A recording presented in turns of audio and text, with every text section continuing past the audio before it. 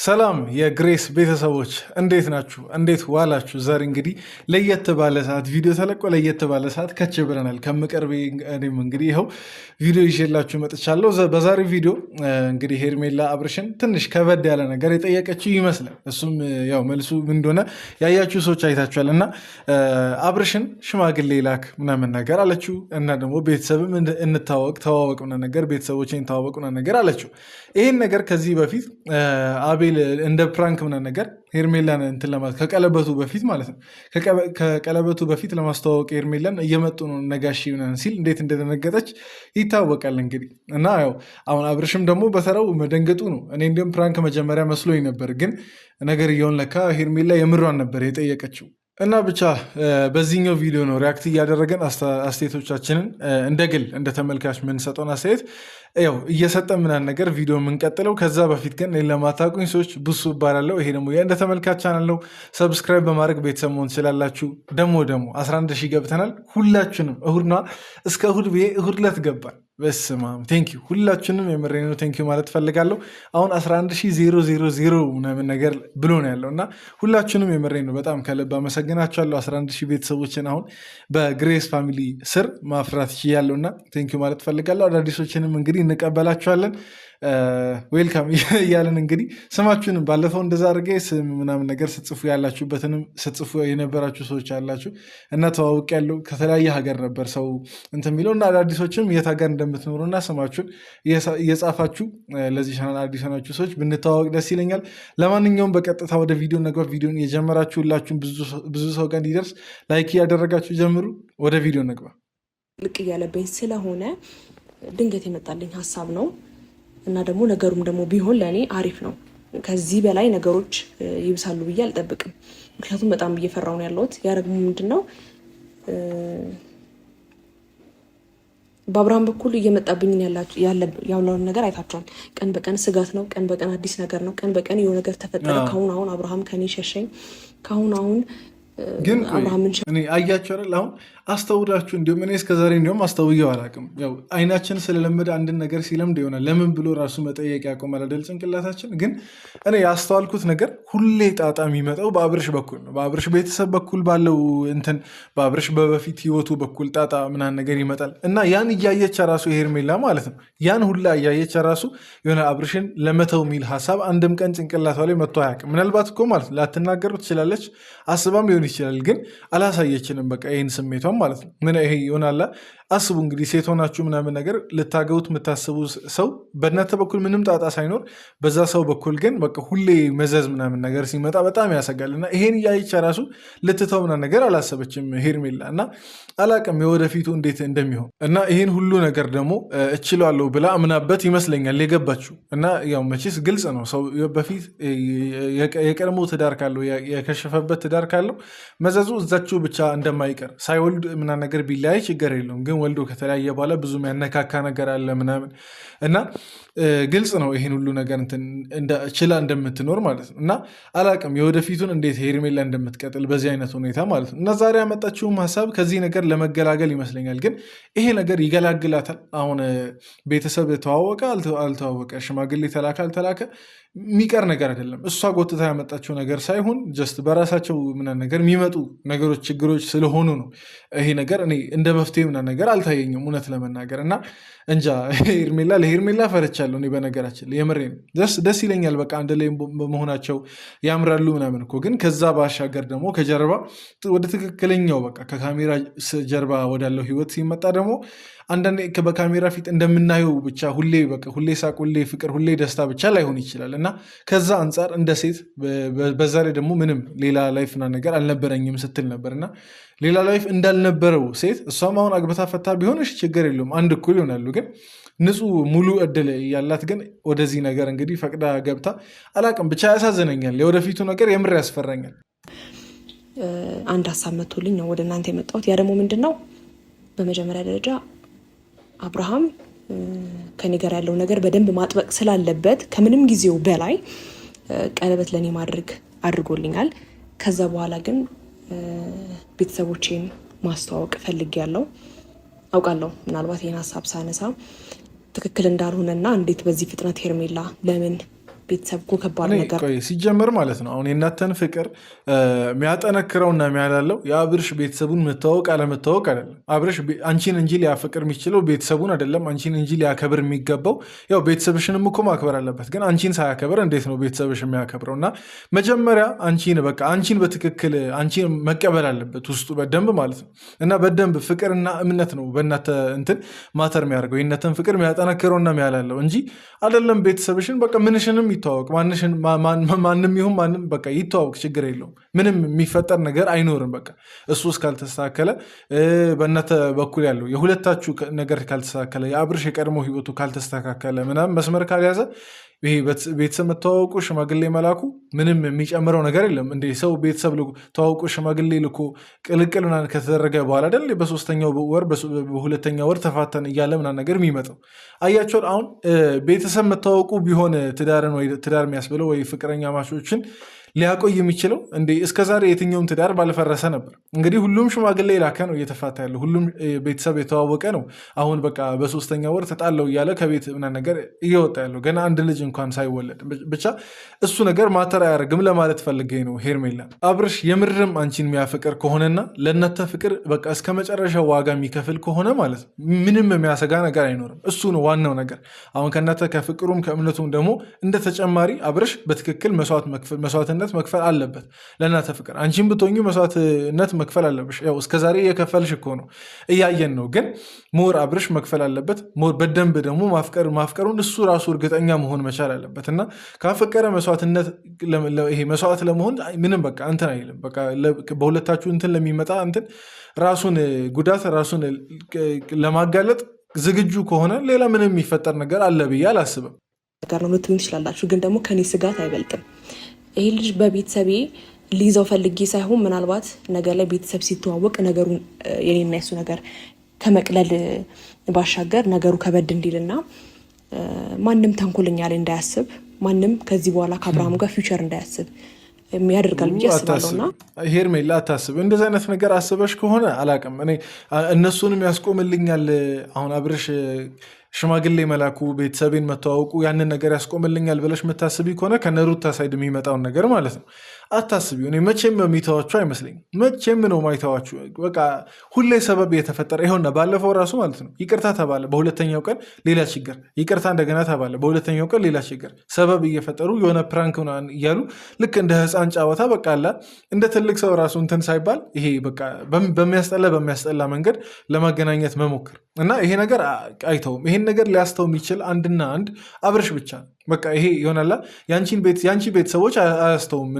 በነሩታ በኩል ያሉትን ነገር አብርሽና አንቺን ቤተሰብ የምትተዋወቁ ምናምን ነገር በቃ አያስቆመውም። የነሩታን መምጣት አለመምጣት ምንም ያስቆመው ነገር ሽማግሌ ስለተላካ ጉዳያቸው እኮ አይደለም። የቀለበት ፕሮግራም ለማበላሸት ሆ ብሎ የመጡ ሰዎች እንዴት ነው ሌላ ነገር ያቆማሉ ብለሽ የምታስቡ ሄርሜላ? እና ይሄ ያንን ነገር ማሰበሽ ከሆነ ፍጹም ስህተት ነው። ይሄ በቃ ፍጹም ስህተት ነው። እኔ ሽማግሌ መላኩ አይደለም ስህተት፣ ቤተሰብ መታወቁ አይደለም ስህተት። ያ ነገር እንዲህ የታቀደበት መንገድ ነው ስህተት ለእኔ ማለት ነው። አሁን ከሄርሜላ የመጣው ሀሳብ ሽማግሌ እንዲላክ የፈለገችበት መንገድ ለእኔ ስህተት ነው። ምክንያቱም እሷ በቃ ያሰበችው ወዲያው ያስቆምልኛል ሰላሜን አገኛለሁ ብላ ነው። ግን ሰላማ በዛ አይነት መልኩ አይመጣም ያለው። በቃ እኔ ቅድምም ብያለሁ አብርሽ እጅ ላይ ነው፣ አብርሽ እጅ ላይ ነው። ከፈጣሪ በታች ማለት ነው። በደንብ ባል ሆኖ ነገ መሪ ሆኖ ሊቀጥል ያለው እሱ ስለሆነ ማለት ነው። ስለዚህ ሁለተኛ ነገር ደግሞ ልለው የምችለው ምንድን ነው ሽማግሌ እንድትልክ ፈልጋለሁ ነው የምለው። ያው ይሄ ነገር በፍጥነት ሊሆንበት ይችላል ወይ ደግሞ እንዴት በዛ ሰዓት ሊለኝ ይችላል አላቅም። ምናልባት ደግሞ ደስተኛ ሆነ ኦኬ የአንቺ ፍላጎት ከሆነ እሺ ብሎ እኔ እንኳን አሁን ይቅርና ሌላው ነገር ማለት ነው የምር ቢሆን እራሱ አሁን ይሄ ነገር ትንሽ ፈጠነብኝ። እውነቴን ነው። ሄርሜላ ቆም ብላ በደንብ ማሰብ አለባት። እንግዲህ ሰው ፍቅረኛ ምናምን ነገር ለመያዝ ያን ያክል ላይጨነቅ ይችላል፣ መጨነቅም ላይጠበቅበት ይችላል። በቃላ በፍቅረኛ ማችነት ጊዜ ራሱ ለመቆየት ያን ያክል ላያሳስብ ይችላል። ግን ወደ ትዳር ይገባ ሲባል ወደ ቤተሰብ ቅልቅል ምናምን ነገር ሲባል ሰው ቆም ብሎ መቼም በቃ ማሰብ መቻል አለበት። ምክንያቱም ምሎ አይደል የሚገባ ወደዛ ትዳር፣ ቀልድ አይደለም። መቼስ በሶስተኛ ወር ደበረኝ እያለ የሚወጣው እንትን አይደለም። ይሄን ነገር በደንብ ሄርሜላ ቆም ብላ ማሰብ መቻል አለበት። አውቃለሁ ይሄ ቀለበት አድርጎላታል ምናምን፣ ያው ቀለበት ያደረገው ደግሞ ሊያገባት ነው፣ ለሌላ ለምንም ለእቃቃ ጫወታ አይደለም እና ይገባኛል። ግን ቆም ብላ ማሰብ መቻል አለባት ሄርሜላ። ይህን ነገር ያው የምትረዱ ሴቶች ካላችሁ ወይ የምትረዱ ሰዎች ካላችሁ ትረዳላችሁ። እንዲሁም እኔ ከዚህ ሁሉ የሚቀለኝ ማለት ነው ምን ቢሆን እንደሚቀለኝ ታውቃላችሁ? ሄርሜላ ይህን ጥያቄ ያነሳችው አብርሽን ለመፈተን ቢሆን እኔ ነገር ይሆን እስማማበታለሁ። ምክንያቱም ምን ያክል ከኔ ጋር ቁም ነገር ያስባል የሚለውን ነገር እንድትለይና እንድታቅ እንድታረጋግጥ ይረዳታል። ለመፈተና አብርሽን ይህን ጥያቄ በጠይቀው ማለት ነው።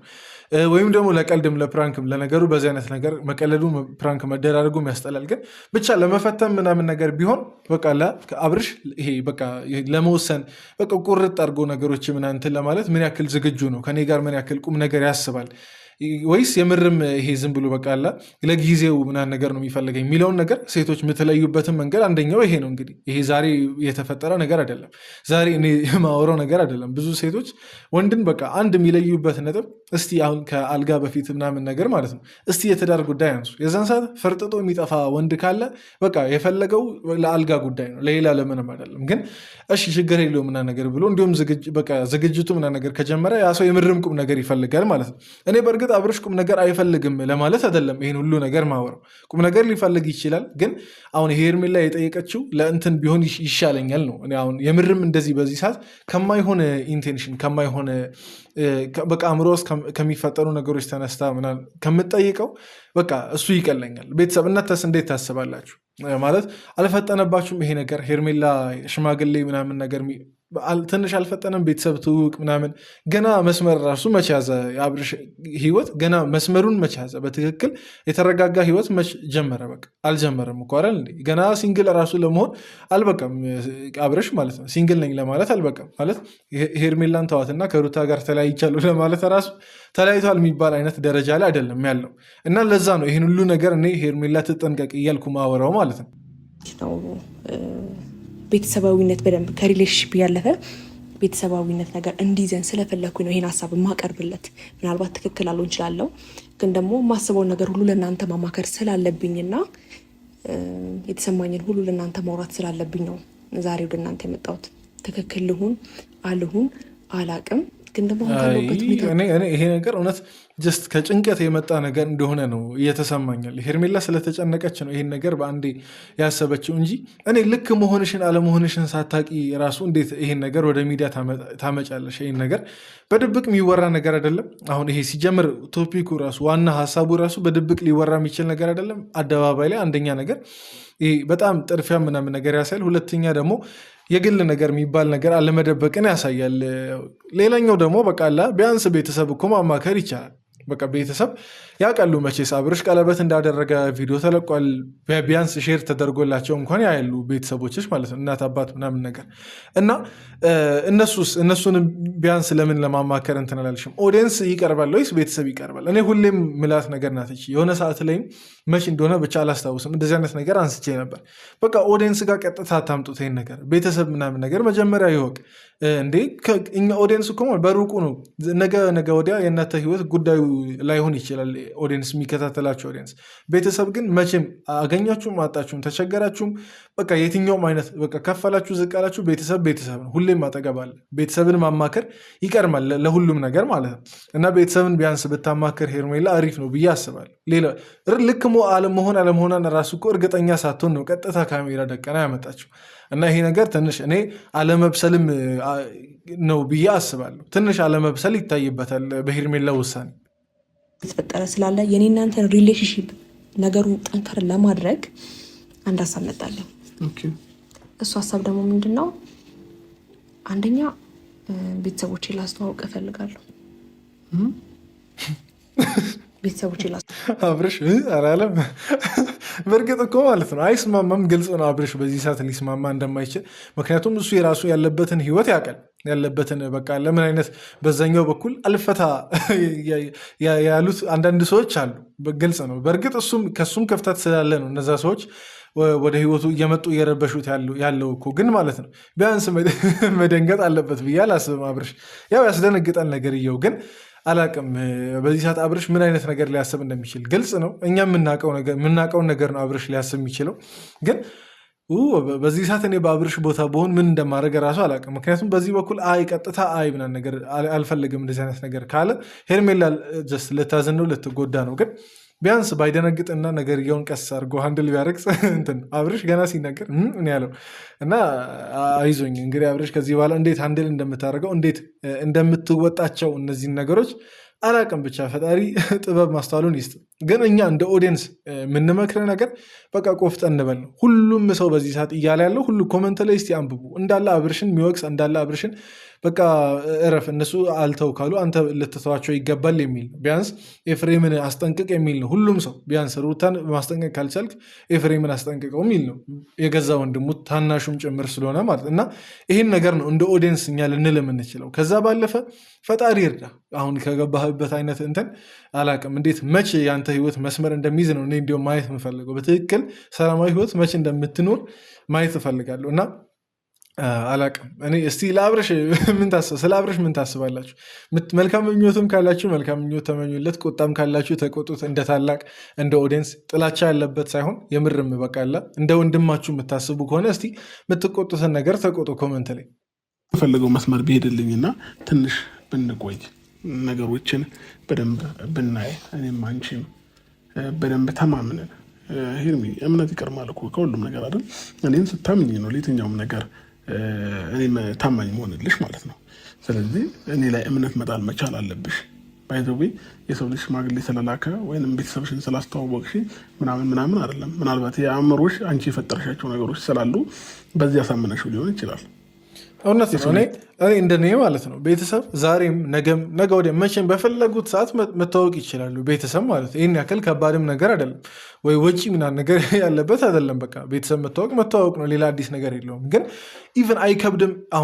አሁን ሄርሜላ ገና ቤተሰብ ሳይተዋወቁ ስለ አብርሽ እንደዚህ ከፈራች ከተዋወቁ በኋላስ እንዲሁም ነገርየው ሞር ይሄ ጭንቀትን አይፈጥርም፣ ሞር ጫና አይበዛውም። አሁን ቤተሰብ ከተዋወቀ በኋላ ነገ ልዋረድ ይሁን ምናምን ነገር ጎረቤት ይሰድበኝ ይሁን ምናምን ሰው አፍ ውስጥ ገባ ይሁን የሚለው ነገር እንዲሁም እኮ ወዲህ ጭንቀትን እኮ ነው ሄርሜላ እየጋበዝሽ ያለሽው። ምክንያቱም የአብርሽ ህይወት መስመር እንዳልያዘ ታውቂያለሽ አንቺም እና ከዛ ሽሽት ወደ በለጠ አይነት ሽሽት እዛው ሽማግሌ ቢታወቅም ባይታወቅም የአብርሽ ህይወት መስመር አልያዘም እና የትኛው ይሻላል? ከመተዋወቁ በፊት መስመር አስይዞ መግባቱ ይሻላል ወይስ እዛው ከገባ በኋላም እንደዛው ከችግሩ ጋር መቀጠሉ ይሻላል? እና ይሄን ነገር ግልጽ ነው። በቃ ይሄ ምንም ማንም ቢሆን የሚረዳው ህፃን ራሱ ቢሆን የሚረዳው ነገር ነው እና የበለጠ ጭንቀትን አትጋብዥ ወደ ራስሽ ሄርሜላ። ሽማግሌ የትም አይሄድም። በቃ መተዋወቁ ምናምን ነገር አብርሽ የምርም ቁም ነገር እስከፈለገ ድረስ የትም አይቀርም። ግን እንደ ምክር ደግሞ እንደ ሴትም ደግሞ እኔ የመመክርሽ ነገር ሌላ ነገር እሺ እንዳታረጉ። በእርግጥ አድርጋችሁ የሆነ ጸንሳለች እኮ ግን እንጃ አላቅም። ለዛ ራሱ አስቡ። ገና ለማጸነስ ዝግጁ ነው አብርሽ፣ ለማስረገዝ ምናምን ነገር ዝግጁ ነው። ግን ሽማግሌ ለመላክ ዝግጁ አይደለም እና ይህን ነገር ኮንሲደር ሳታረጊ ዝም ብለሽ የዛኔ እኔ አሁን ወቀሳ አይሆንብኝ ይሄ ነገር ግን ቀድሞ መጠንቀቅ ስለነበረባት ነው ይህን ነገር የምናገረው። እና አላቅም ነገሮችን በደንብ ስታስቡ በእውነት ነው በጣም ያስጠላልም ያሳዝናልም ጭምር። እንግዲህ ሽማግሌ ለመላክ ዝግጁ አይደለም እሱ፣ ግን ለማስረገዝ ዝግጁ ነው። እና ይህን ስታስቡ ምን ይሰማቸዋል? በሄርሜላ ቦታ ብትሆኑ እና ሄርሜላ መጀመሪያውኑ ወደ ፅንስ ምናምን የሚባለው ነገር ኢቭን አንድ ሩም ውስጥ ራሱ መግባት አልነበረባችሁ። እኔ ደስተኛ እኮ ነኝ፣ ልጅ የፈጣሪ ስጦታ ነው። ግን አብርሽን በደንብ ደግሞ ማመን መቻል አለብሽ። ስለምታምኚውም ነው ሲጀመር የዛኔ አብረሽው ያደርሽው። በቃ አለቀ። አንድ ላይ ሳታድሩ በነፋስ አይደለም መቼስ ያረገዘችው። እና ኧረ በስመ አብ በጣም ውስብስብ ነው ይሄ ነገር። የምሬ ነው ቤተሰብ፣ በጣም ውስብስብ ሆነብኝ። እንዲሁም ቆም ብዬ እያሰብክ እያወራው እንትን በመጣው ቁጥር ነገሮችን እንደ አስተያየት ሳይሆን ለእኔ ራሱ ጥያቄ የሆነብኝ ነው። እና አላቅም ከዚህ በኋላ እንዴት እንደሚሻላቸው። ሄርሜላ የበለጠ ጭንቀት ውስጥ ከዚህ በኋላም እንደምትገባ ይገባኛል። እውነቴን ነው። በጣም የበለጠ ጭንቀት ውስጥ ነው የምትገባው። በተለይ ደግሞ አሁን ፅንሱ የምር ቢሆንና እየገፋ በመጣ ቁጥር አትጠይቁኝ። እስከዛ ድረስ ደግሞ ሽማግሌ ካልተላከ ካላገባት፣ ኧረ በስመ አብ የሰው እኮ ምላስ ከባድ ነው። የሰው ምላስ በጣም ከባድ ነው። እና አይዞሽ ሄርሜላ፣ ያው መጀመሪያውኑ ባትሰጪው አሪፍ ነበር። ይሄ አልጋ ምናምን ነገር ባትሰጪው አሪፍ ነበር። ግን እንግዲህ ተፈጥሯል። ከዛ ከመስጠትም አልፎ ፅንስ የሚባል ነገር ተፈጥሯል። አደባባይ ላይ አውጥታችኋል ምናምን። ከዚህ በኋላ እንግዲህ ያለውን ነገር አብርሽን ወጥሮ ይዞም ቢሆን እንዲያገባ ምናምን ነገር ማድረግ ነው። ሄርሜላን እንዲያገባ ማድረግ ነው። እና ደግሞ እንዲያገባ ችግሩን መጀመሪያ መፍታት አለበት። ችግሩንም እንዲፈታ ወጥረሽ ይዘሽው ቆፍጠን እንዲል ማድረግ ነው። በቃ ሌላ ምንም አይነት አማራጭ የላትም ሄርሜላ በዚህ ሰዓት እንጂ እኔ አሁን ይህን ነገር አይሆንም ምናምን ልልሽ አይደለም። ስለዚህ እኔን አንደርስታንድ አድርገኝና እኔን እመኝኝ። ከዛ ባለፈ ደግሞ ለሚመጡብን ቻሌንጆች በሙሉ ሁለታችን እያወራን ማድረግ ያለብንን ነገር እናደርጋለን። ግን ደግሞ ተቻኩለንም ውስጥ መግባት መቻል የለብንም። እኔ ላይ እምነት ካለሽ በቂ ነው ለሁሉም ነገር። ቆይ አብርሽ እንዴት ተመነኝ ብለህ ነው የምታስበው? አንተም እኮ ትንሽም ቢሆን ልትረዳት ይገባል። ሄርሜላ ማለት ነው በዚህ በኩል ጽንስ ይዛለች፣ አሁን ያበራነው ነገር። በዚህ በኩል ደግሞ አንተ ሽማግሌ ለመላክ ዝግጁ አይደለም። እንዴት ተመነ? በእርግጥ ሄርሜላም እኮ ማለት እኔ ሙሉ በሙሉ ልክ አይደለሽም ብዬ ልፈርድ አልችልም። እውነቴን ነው። አንዴም ገብታበታለች ነገር የውስጥ ምናምን ነገር። ከዚህ በኋላ መቼስ አታስወርደው ነገር ውሸት ካልሆነ እንግዲህ ያው ጽንሱ ማደጉ አይቀርም እና ነገር መወለዱ አይቀርም እና ሄርሜላ እንዴት ትመን? አንተ ያለህበትም ላይፍ በአንተ ዙሪያ ያሉ ሰዎች እንዳለ ለእሷ ትዳር አስጊና ከሆኑ ሁሌ እናንተን ለመለያየት በቃ ሳይተኙ የሚያድሩ ምናምን ነገር ከሆኑ እንዴት ትመን? እና ቢያንስ እንድታምንህ የሚያደርግ ነገር ሁንላታ። ቢያንስ እንድታምንህ የሚያደርግ ነገር በቃ ይሄ በቃ እነሱን በዙሪያ የሚመጣውን ግፊት በሙሉ በማባረርም ሆነ ብቻ በየትኛውም አይነት መንገድ ሄርሜላ ታምነኛለች፣ በዚህ መንገድ እንትን ብል ታምነኛለች በምትለው በየትኛውም መንገድ እምነት ልትሰጣት ይገባል። ዝም ብሎ ቀለበት ማሰርም ብቻ አይደለም። ቀለበት እምነት ሊሆን አይችልም። እምነት በልብ ያለ ነገር ነው። ቀለበት በቃ ቆራሌ እኮ ነው፣ ቆርቆሮ ነው። ሌላ ምንም የረባ ነገር የለውም። እምነት በልብ ነው ያለው እና ይህን ነገር በደንብ ልቧ ውስጥ ገብተህ ማስተካከል መቻል አለብህ ይህን ነገር እና እኔ አዘንኩላት። እኔ በጣም እውነቴን ነው።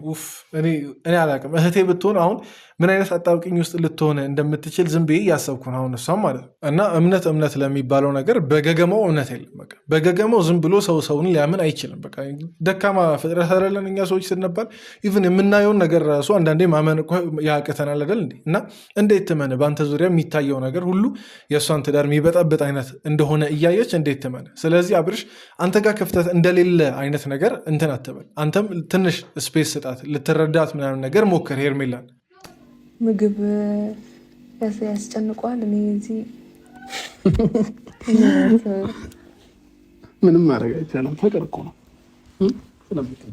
እንደ እንኳን አቅም ፍቅር ይሁን ምን ይሁን መጋኛ ይሁን መታኝ እውነት ለመናገር ሄርሜላ ፍቅር ነው ብሎ መደምደምም ከባድ ነው። የእሷ ከፍቅርም አንድ ስቴፕ ዘለል ብላል። እውነቴን ነው። እንግዲህ ገና እንትን ሳትል እንደሚያገባት እንትን ላለለችው ሰው ሰጠችው። እሺ መጀመሪያ ከሰጠችውም በኋላ ብዙ ነገር እንትን ሲል ታምኗለች፣ ትቀበላለች፣ እሺ ትላለች።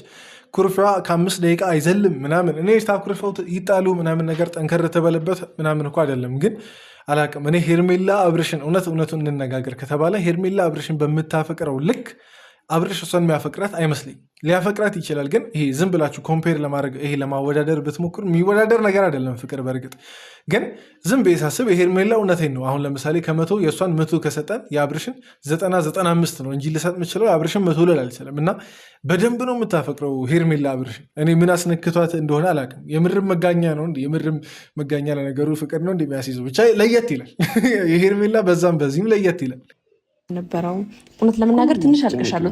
ትንሽ ማልቀሳሻል። በደንብ ብዙ ላይ ያለቀሽው አይነሽ ያስታውቃል። እንደው ነው መሸሻለን። ታጥቤ ነበር እኮ ግን አሁን ተውት እኮ ጥያቄውን በቃ ረሱት። ስለዚህ ተስማምተናል ማለት ከዚህ በኋላ እንደዚህ አይነት ጥያቄ አይነሳም። በጊዜው ሁሉም ነገር ይሆናል። ተስማማን? አቤት አብርሽ ግን ምላሱ ትችላለህ። የምሬን ነው፣ በጣም ትችላለህ። እኔ አሳመናት እኮ በ5 ደቂቃ ራሱ ሳይሞላ ምናምን ነገር ይዛ የመጣችውን ሁለቱንም ጥያቄ እርግፍ አድርጋ ተወች። እሺ ሽምግልናው ቢያንስ ይቆይ፣ ቤተሰብ መታወቁም ቢያንስ ልታሳምኑ አትችልም? ኧረ በስመ አብ። እኔ አሁን የዛሬው እንደ ቀልድ ምናምን ነገር ታልፏል ሄርሜላ።